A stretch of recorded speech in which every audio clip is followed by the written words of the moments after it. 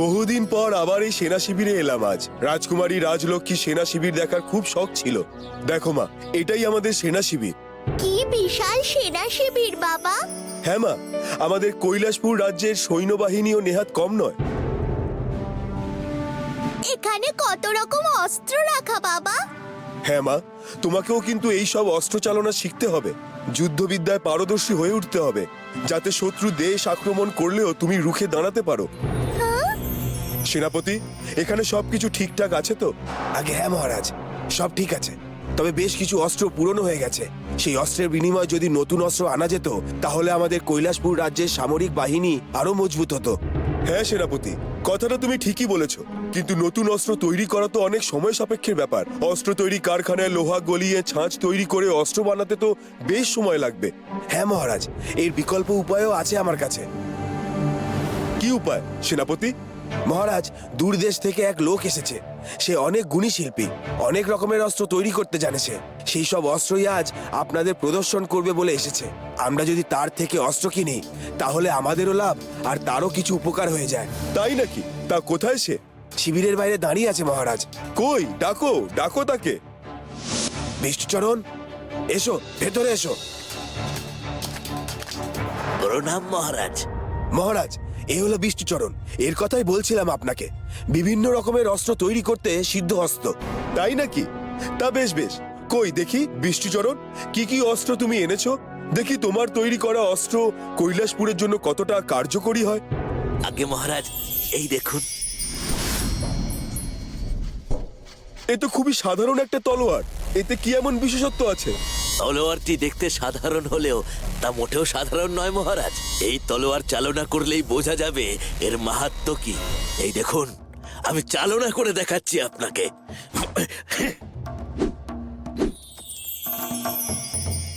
বাহ বাবা, এ তো চমৎকার তলোয়ার! একটা তলোয়ার থেকে চারটে হয়ে গেল। হ্যাঁ মা, সত্যি অপূর্ব। আর কি অস্ত্র আছে বিষ্ণুচরণ? দেখাও দেখাও। আগে মহারাজ, এই দেখুন। এই তীর ধনুকের কি বিশেষত্ব আছে বিষ্ণুচরণ? এটিও চালনা করলে তবেই বোঝা যাবে মহারাজ। এই দেখুন।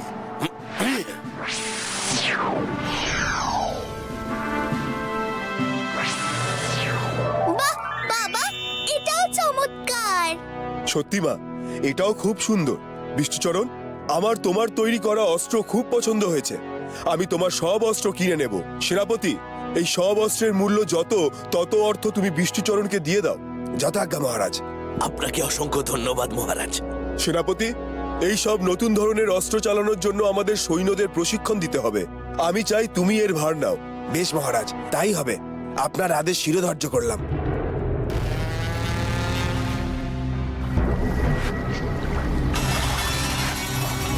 মামেক, মামেক, কোথায় তুই? সামনে আয়, সামনে আয় শিগগির। বলুন হুজুর, আমাকে ডাকলেন কেন? ডাকলাম কি আর সাধে রে? আমার সামনে খুব বড় সংকট এখন। কি বলছেন কি হুজুর? আপনার সংকট কেন? কি হয়েছে হুজুর? ওই কৈলাসপুরের সেনা শিবিরে অনেক নতুন নতুন অস্ত্র এসেছে। খুব শক্তিশালী সেসব অস্ত্র। ও তাই বলুন, এই ব্যাপার? হ্যাঁ রে মামিক, ওই অস্ত্র কৈলাসপুরে থাকলে কৈলাসপুর অনেক শক্তিশালী রাজ্য হয়ে যাবে। আমি তখন আর কিছুতেই ওই কৈলাসপুর দখল করতে পারবো না। তাহলে এখন কি করবেন হুজুর? করবি তো তুই রে, তোকে তো ওই জন্যই ডাকলাম। আমি কি করব হুজুর? শোন, তোকে কৈলাসপুরের সেনা শিবিরে গিয়ে সব অস্ত্র চুরি করে আনতে হবে। আমি না না হুজুর, আমি ওখানে যাব না। আমি ওখানে গেলে ওই ভোলা আমাকে আবার মারবে। না না হুজুর, আমি আর ভোলার হাতে মার খেতে পারবো না। চুপ কর হতভাগা। ওই ভোলা তোকে চিনতে পারলে তবে তো মারবে। তার মানে আপনি কি বলতে চাইছেন বলুন তো? ওরে, তুই ওখানে ছদ্মবেশে যাবি, বুঝেছিস? কি বলছেন কি হুজুর? ছদ্মবেশ? হ্যাঁ হ্যাঁ, ছদ্মবেশ। কিন্তু হুজুর, আমার খুব ভয় করছে। যদি ধরা পড়ে যাই একবার, তাহলে কপালে অশেষ দুঃখ আছে। আর তুই না গেলে আমি তোর কপালে অশেষ দুঃখ লিখে দেব, বুঝলি হতভাগা? আমার শিষ্য হয়ে তুই কেন যে এত ভীতু আমি সেটাই ভেবে পাই না। অমন করে কেন বলছেন হুজুর? আমি তো আপনার সব আদেশই পালন করি। যাও এবার এই আদেশটা পালন করে আমাকে উদ্ধার করে দাও। যা এক্ষুনি ছদ্মবেশ ধর আর কৈলাসপুরে যা। ঠিক আছে হুজুর, কিন্তু আমি কিভাবে ছদ্মবেশ ধরবো? সেটাও কি আমি বলে দেব তোকে? শোন, আসল সবজিওয়ালাকে মেরে তুই তার মতো সেজে নিবি, বুঝেছিস? বাহ, এটা তো আমার মাথাতেই আসেনি। তা কেন আসবে? দিন রাত তো শুধু চর্বি জমছে মাথার ভেতর। এবার তাড়াতাড়ি গিয়ে আমার কার্য সিদ্ধি কর। যা। ঠিক আছে হুজুর, যাচ্ছি। ওই তো সবজিওয়ালা যাচ্ছে। এবার ব্যাটাকে কাবু করে ওর বেশ ধরতে হবে আমাকে। সবজি চাই, সবজি সবজি চাই, সবজি তাজা তাজা টাটকা টাটকা সবজি আছে, সবজি নেবে? সবজি। তুমি কে? হ্যাঁ, কে তুমি? তুমি এভাবে আমার পথ আটকালে কেন? তুই যেখানে যাচ্ছিস সেখানে তোর যাওয়া হবে না যে। কেন কেন? হ্যাঁ, যাও হবে না কেন? হ্যাঁ, তুমি কে বলবে তো? আমি খোকস মামিক। কি? খোকস? ওরে বাবা রে! বাঁচাও বাঁচাও বাঁচাও! এত সহজে পালিয়ে পার পাবে না। তুমি তুমি কি চাও কি? হ্যাঁ, আমি তোর এই বেশভূষা চাই, তোর মতো সাজিতে চাই। মানে মানে কি? হ্যাঁ? মানে তোকে মেরে আমি তোর ছদ্মবেশ ধরবো আর তারপর কৈলাসপুরের সেনা শিবিরে প্রবেশ করব। কি? তুমি আমাকে মারবে? না না না না না, তোমার পায়ে পড়ি, আমাকে মেরো না, আমাকে মেরো না। তোকে যে আমি মারবই, কেউ তোকে বাঁচাতে আসবে না।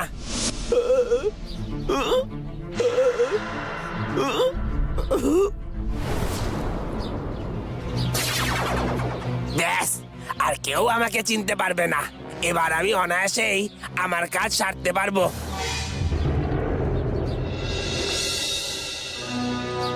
প্রণাম মহারাজ। প্রণাম মহারাজ। আজ দীর্ঘজীবী হও তোমরা। মহারাজ, আপনি আমাদের ডেকে পাঠিয়েছিলেন। হ্যাঁ পণ্ডিত মশাই, ডেকে পাঠিয়েছিলাম আপনাদের। কি হয়েছে মহারাজ? কোনো সমস্যা হয়েছে? না না ভোলা, সমস্যা নয়। আমাদের কৈলাসপুরের সেনা শিবিরে অনেক নতুন অস্ত্র এসেছে। সেসব অস্ত্র চালানোর জন্য প্রশিক্ষণ দরকার। তাই আমি ভাবছিলাম, ভোলারা সবাই তো এর আগে কৈলাসপুরকে অনেক বিপদের হাত থেকে রক্ষা করেছে, তাই এই অস্ত্র শিক্ষা প্রশিক্ষণ ওরাও নিক, এতে ওদের সুবিধাই হবে। বাহ মহারাজ, এ তো খুবই ভালো প্রস্তাব। আপনি তাহলে অনুমতি দেবেন তো ওদের অস্ত্র শিক্ষা প্রশিক্ষণ দেওয়ার জন্য?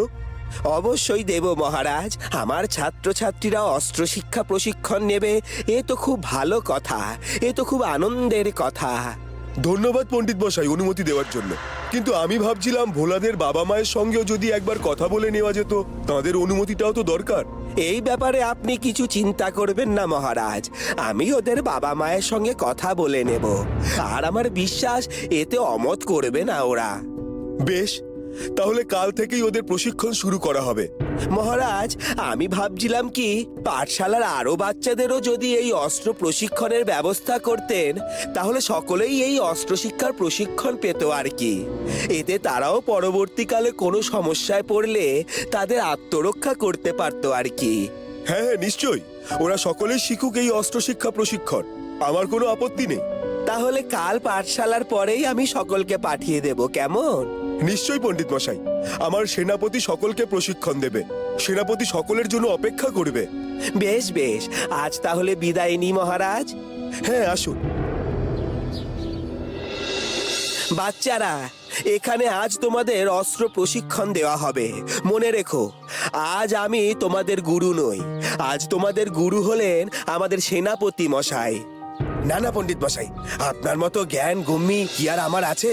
তাই আপনি যেমন ওদের গুরু ছিলেন তেমনই থাকবেন। এ কথা আপনি বলছেন বটে, কিন্তু আপনার অবদান তো ওদের জীবনে কম নয়।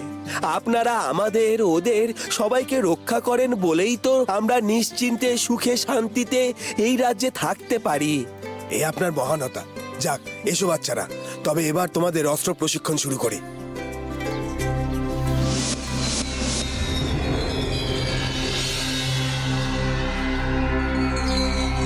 ওদের সবার হাতে তলোয়ার তুলে দাও।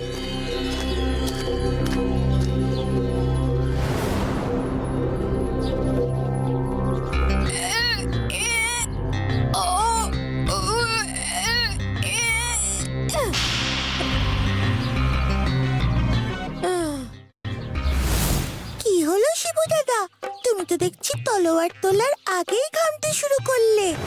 ঘামছি কি আর সাধে? তলোয়ারের ধারগুলো দেখেছিস? একটু এদিক ওদিক হলেই যে আমার নিজের অস্ত্রে নিজের গর্দানি কাটা পড়ে যাবে। না রে শিবু, অস্ত্র ধরার একটা বিশেষ পদ্ধতি আছে। এই দেখ। হু, ইয়া, হু, ইয়া, ইয়া, হু, ইয়া। হাওয়ার সঙ্গে নয় ভোলা, তোমাদের আজ অস্ত্র চালাতে হবে আমার সেনার সঙ্গে।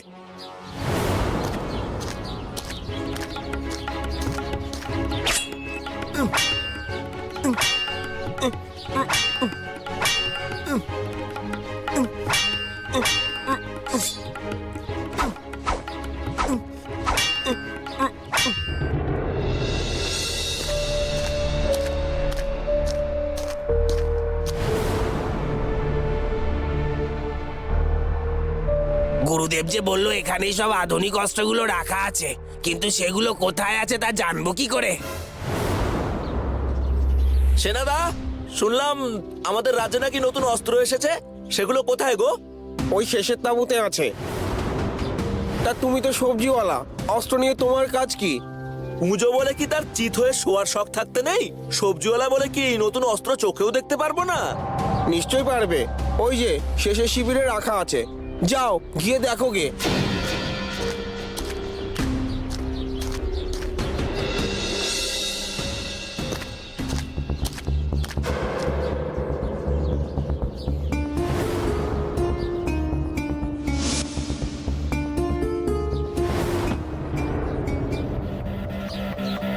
সত্যি ভোলা, তুমি বাহাদুর, তাই তো ভোলানাথ তোমাকে শক্তি যোগায়। তোমার এই বয়সে অস্ত্র তোলা তো ছাড়, আমি এর ধারে কাছেও আসতে ভয় পেতাম। সবই আমার ভোলেনাথের কৃপা সেনাপতি মশাই। তবে আপনার তলোয়ার চালানোও আমি দেখেছি। আপনিও সত্যি খুব ভালো তলোয়ার চালনা করেন। নাও নাও, এবার চলো, ওদিকে তো তীরন্দাজির পরীক্ষার ব্যাপার আছে। চলুন সেনাপতি মশাই, এই সবাই চল। এবার তোমাদের সবাইকে ওই পাখির চোখে তীর নিক্ষেপ করতে হবে।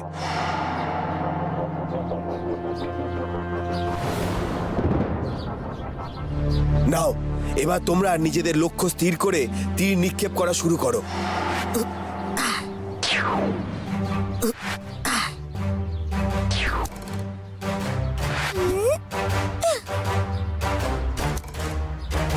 সাবাস ভোলা, তবে এবার আমি তোমার থেকে বেশি বিস্মিত হলাম বকুলের লক্ষ্য দেখে। সত্যি বকুল, তোমার লক্ষ্য স্থির করার গুণ অনেক। আমি যেমন বলেছিলাম তোমার তীর একেবারে সেই রকমই পাখির চোখে গিয়ে লেগেছে দেখছি। আমার এই লক্ষ্য স্থির করার কায়দা ভোলা দাদার থেকেই শেখা সেনাপতি মশাই। বুঝেছি, ভোলা শুধু নিজে নয়, তার সঙ্গে বন্ধুদেরও প্রশিক্ষণ দেয় তার মানে।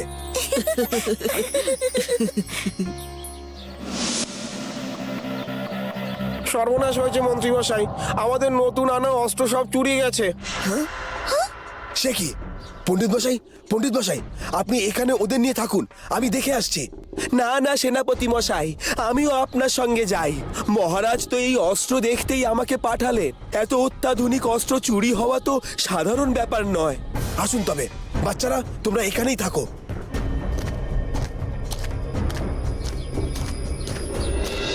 কিন্তু এত সেনার মধ্যে থেকে অস্ত্র চুরি হয় কি করে?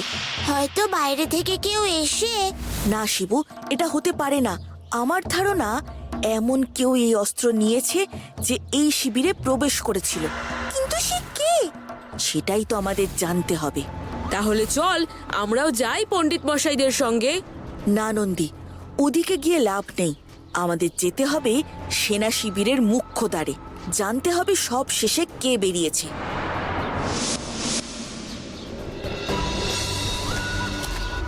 সেনা কাকা, এখানকার অস্ত্র নাকি সব চুরি হয়ে গেছে, শুনেছো? হ্যাঁ ভোলা, আমাদের নতুন আনা সব অস্ত্রই নাকি চুরি গেছে। তুমি এই ব্যাপারে কিছু জানো? মানে কেউ কি এমন এখানে প্রবেশ করেছে যে এই সেনা শিবিরের বাইরের কেউ সেনা শিবিরের বাইরে না তেমন তো কেউ নেই। হ্যাঁ, সবজিওয়ালা এসেছিল। দাঁড়াও, সে তো আমার কাছে ওই অস্ত্র শিবিরের খোঁজও করলো। আমিও তো তাকে দেখালাম যে। তাই নাকি? কোথায় সে এখন? ভেতরে গেছে, কিন্তু বাইরে বেরোয়নি। তাহলে সে নিশ্চয়ই শিবিরের মধ্যেই আছে। চল নন্দী, বকুল, আমাদের সেই সবজিওয়ালাকে খুঁজে বার করতে হবে।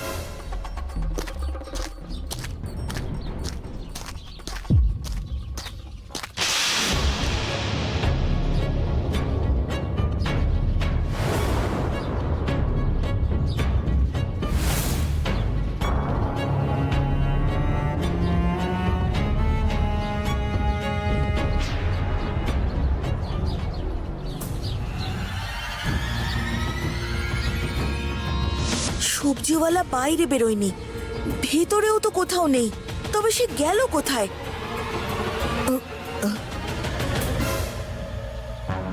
আরে, অন্য গাড়ির চাকার ছাপ।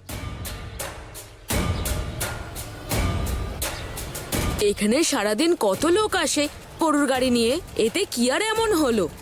না নন্দী, এটা সেনা শিবির। এখানে সবাই হয় পায়ে হেঁটে চলাফেরা করে, না হয় ঘোড়ার পিঠে বা ঘোড়ার গাড়িতে। গরুর গাড়ি নিয়ে এখানে কেউ কেন আসবে? চল তো দেখি এই ছাপ কোথায় গেছে।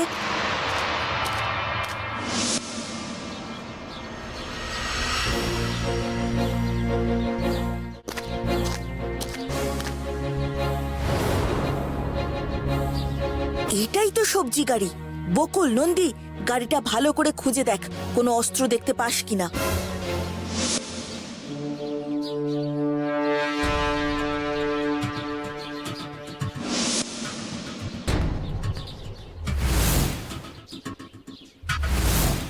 ভোলা, এতে তো কিছুই নেই। তাই তো দেখছি, কিন্তু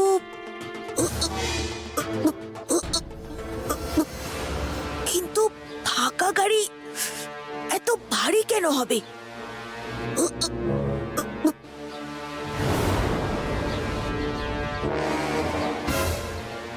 এই তো অস্ত্র, সব এখানে। নন্দী, বকুল, তোরা শিগগিরই গিয়ে সেনাপতি মশাইকে খবর দে। খবরদার, আমার গাড়িতে হাত দিবি না। তুই আমাদের অস্ত্র নিয়ে পালাবি আর আমরা তোকে ছেড়ে দেব? হ্যাঁ দিবি, নইলে তোদের সবাইকে মরতে হবে।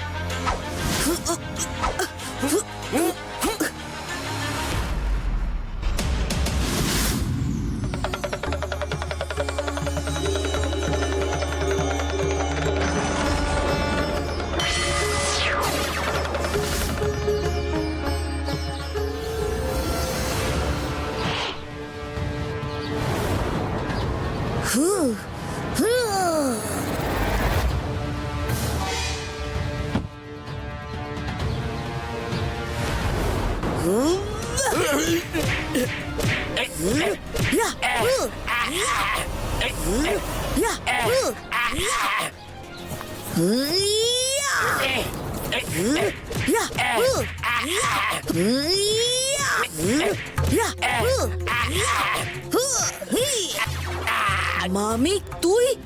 তার মানে ভীমানির কাজ? একেবারেই।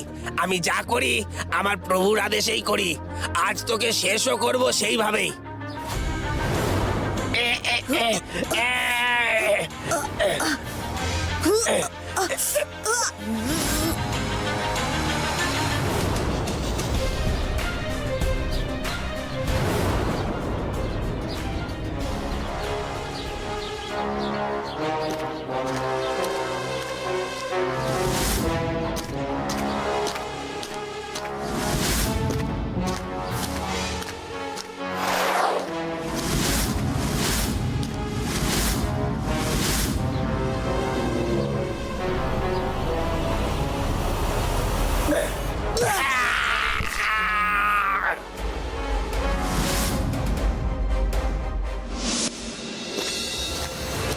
কোথায় পালাবি? এরপর যেদিন তোকে ধরতে পারবো সেদিন বোঝাবো ভোলা কি জিনিস। এই দেখুন সেনাপতি মশাই, আপনাদের সব অস্ত্র এই গাড়ির নিচেই রাখা আছে। কি সাংঘাতিক! দিনে দুপুরে এইভাবে ডাকাতি কে করছিল? মামিক পণ্ডিত মশাই, ওই ভীমানির চেলা। সত্যি ভোলা, তুমি আজ আমাদের বাঁচিয়ে দিলে। সত্যি তোমার বুদ্ধি আর বিচক্ষণতা অসাধারণ। আমি কিছু করিনি সেনাপতি মশাই, যা করেছেন আমার ভোলানাথ করেছেন।